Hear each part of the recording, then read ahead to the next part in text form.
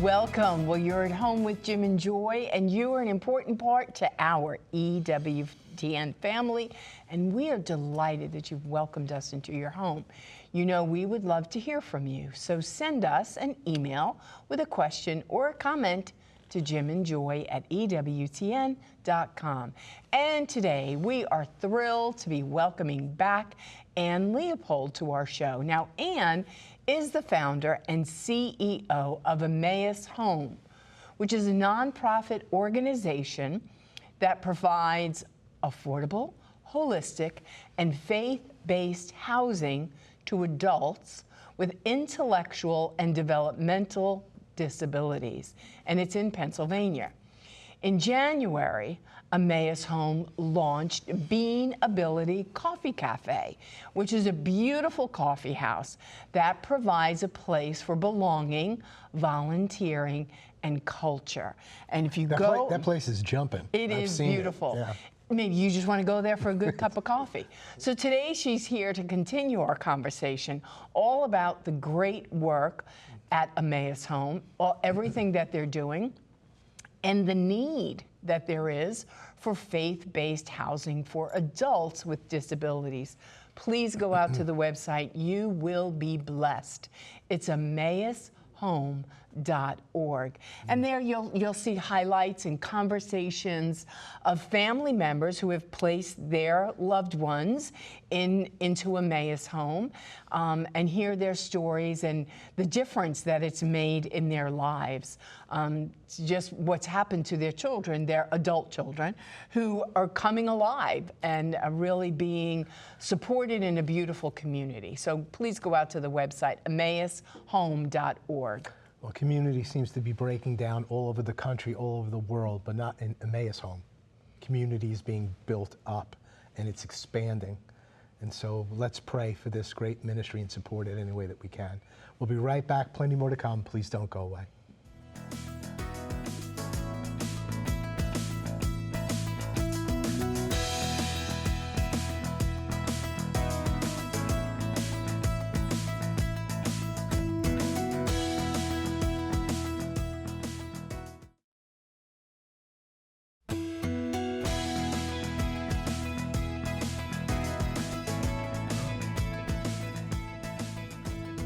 Welcome back. Well, our guest today is Ann Leopold. She is the founder and CEO of Emmaus Home.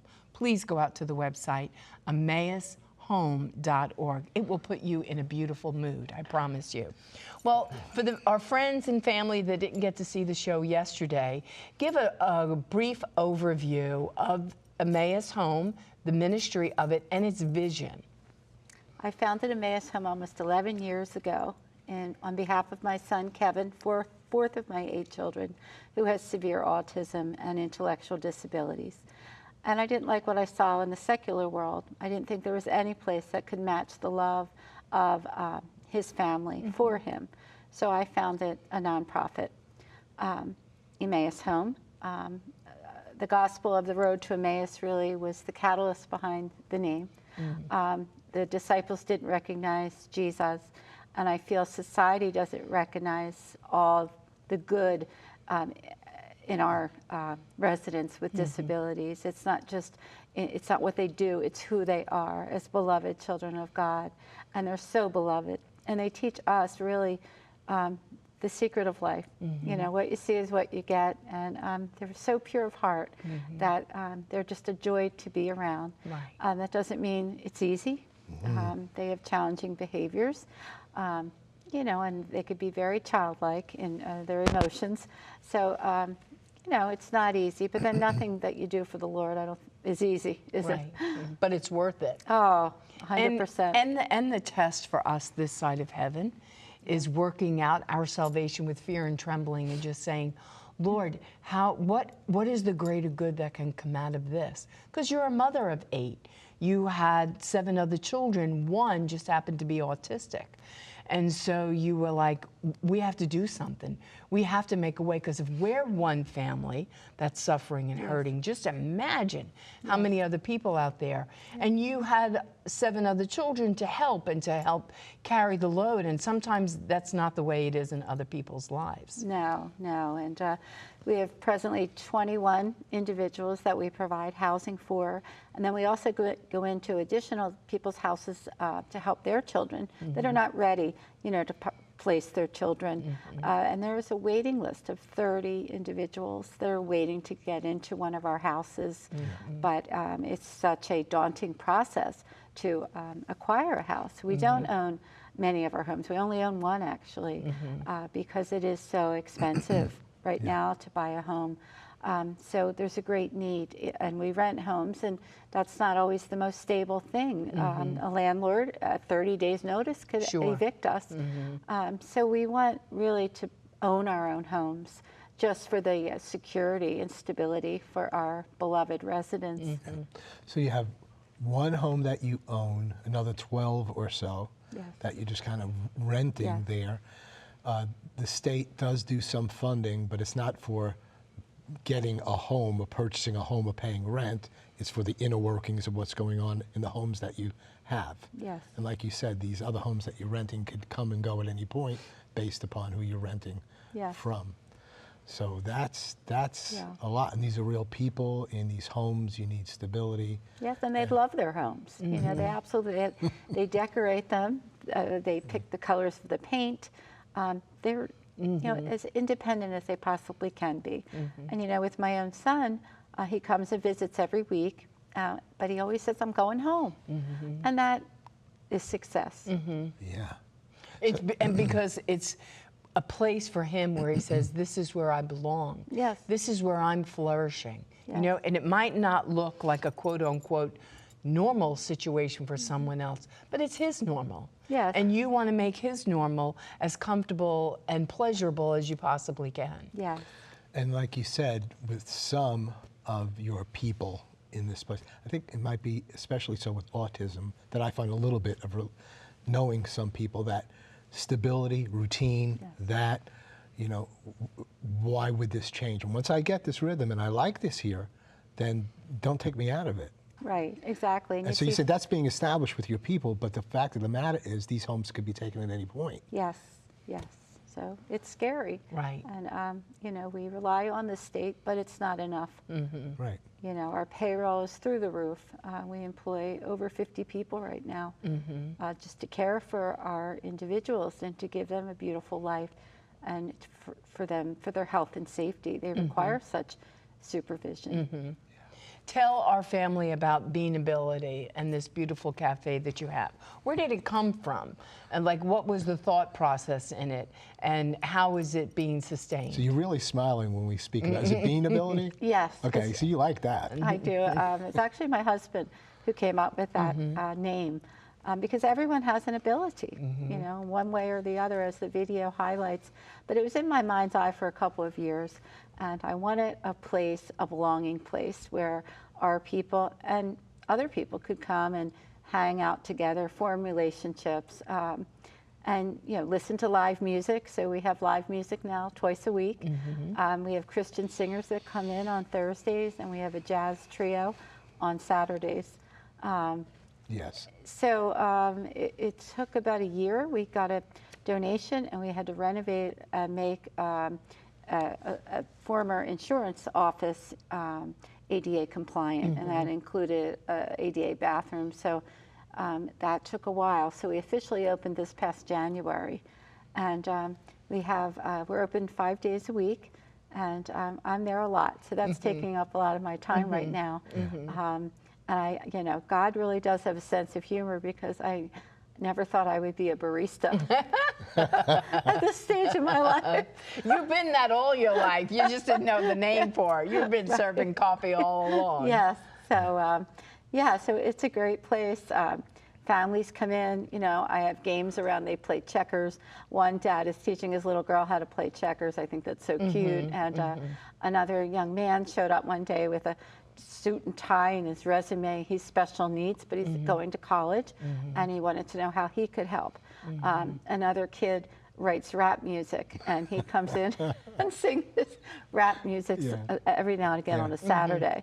So I've had local schools come in after showing the video. Then the kids come in, and like, to me, that just broke. That was everything to me. You know, that kind of thing's happening every day. Well, what a beautiful way for parishes, churches, to get involved. You know, with donations, I would think of the Knights of Columbus in ways that they would want to come up alongside of you and say, Ann, what is your greatest need? How can we help you? The Knights of Columbus are doing such beautiful work all over the world. And I know their heart is also for special needs, and they work so well with pregnancy help centers throughout the world. So I would think that would be a good way for them to come in and say, what can we do? You know, such beautiful ways that people who are sitting home going, wait a minute, I could do something. Maybe I could write a check. Maybe I have gifts and talents, or maybe we could do a coffee, a drive, something just to be a part of the beautiful ministry. Yes, I'm really excited. Actually, next week, on Monday, we have a priest who's celebrating Mass at the coffee shop. He has a brother who we used to serve who has profound autism. So he's going to give a little conference on how his brother's disability helped form him and help his vocation to the priesthood. And we're going to have fellowship. So I'm really praying that that's fruitful, and that families that are touched by disabilities will attend. Yeah. Well, you use the word culture in your teachings and sharings in various places, building culture, a different kind of culture. And this Beanability really sounds like that. It's a great opportunity for families that might know very little even about what you're doing to go there to experience the joy, the community, the accompaniment that's taken place, the unity that's there. And you know, people's lives are, you know, boring in a lot of ways. You know what I'm saying? Like, well, they're in screens. They're on screens, and they're so disconnected. Also, they're in places doing things. How many times have they come and say, you know, my life is so boring. But if you don't want to be bored anymore, you know, come here and have a cup of coffee with these people. Find some new friends, like the friends you don't have, and find out what they're going to teach you when you're together. You will love this community and this culture of life that's here. So it's a beautiful thing. And I invite people to go just to see love in action. You know, because you think of this culture of teenagers and even adults, you know, everyone is so lost in their screen. They're so disconnected from purpose of living and being and doing. And usually it's best when we're giving ourselves away. That's usually the best version of ourselves, right? And so it's like, let's go, let's explore this, let's see what we can do and ways that we can plug in and help. And you know, I could only be open in the beginning 2 days a week, and I knew, wow, 2 days a week I'm not going to sell enough coffee to sustain the rent. You know, we pay a hefty rent on this building. So I prayed and prayed and prayed, and you know, people that I thought would be good part-time baristas came and went, and I thought, all right, Lord, you know what, I don't know what you're doing here, but I know that you've got this. So a young teenager comes along who's a homeschooled boy from the neighborhood, from a wonderful Catholic family, and he wanted to work there. So he's running the shop as we speak. Excellent. That's excellent. Yeah. So, and his mother said he's loving it. He's loving the entrepreneurship of it and the business side of it, and making a good cup of coffee. So we had a GoFundMe a couple weeks ago, and we raised enough for an espresso machine, a gently used an espresso. So we're taking it to a new level. Way to go. How exciting. Tell us about an upcoming mini retreat. I see this here. What is that all about? It's called Filled to the Brim, a retreat for hope, because this is a year of hope. So we're going to just highlight what a blessing a negative diagnosis can be, and that it doesn't have to be the end of the world. And disabilities is very isolating. I was there in my life when Kevin was having some pretty bad behaviors, and we could go very few places, and we were in the house a lot, and I felt very alone. So I don't want that for other parents. Yes.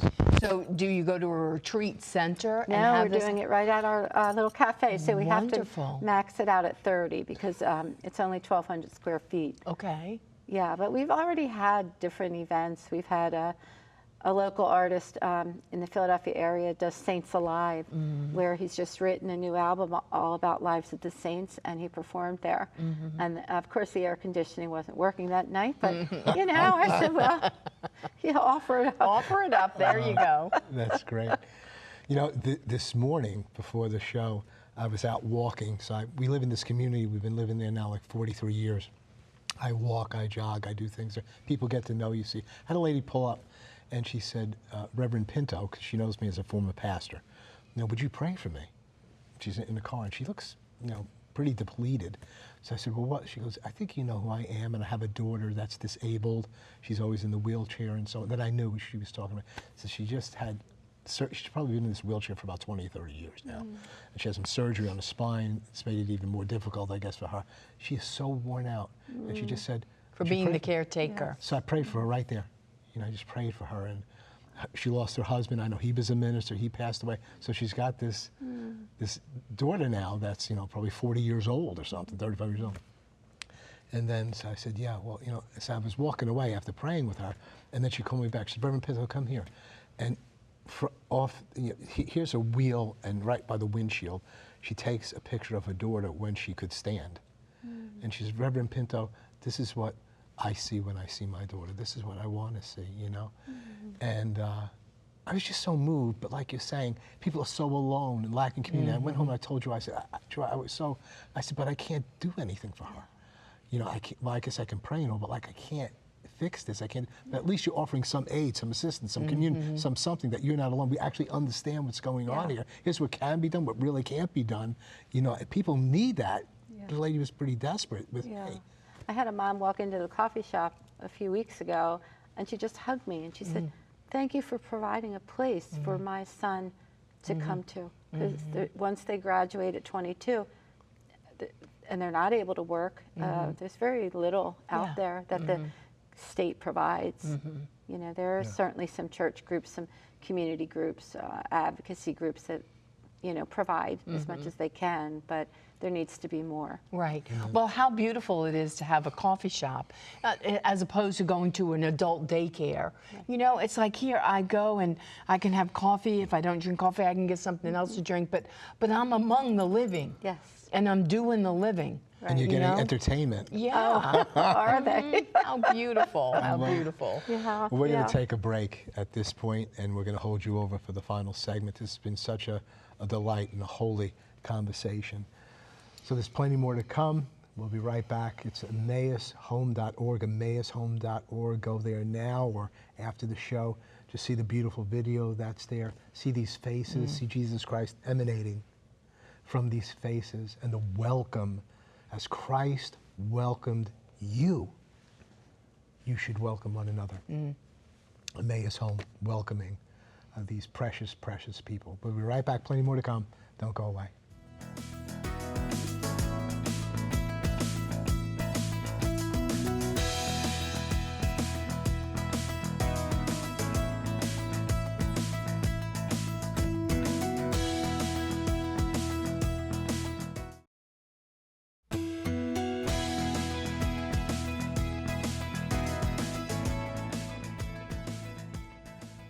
Wrapping up our conversation today, unfortunately, I like to talk on and on and on with Ann Leopold. It's EmmausHome.org, EmmausHome.org.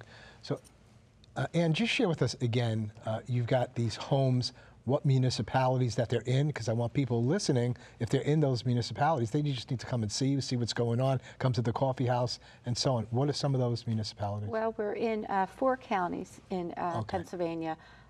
We're in Chester County, Delaware County, Montgomery County, and York County. And York County is more central PA, Harrisburg area, whereas the other counties are southeastern outside of Philly.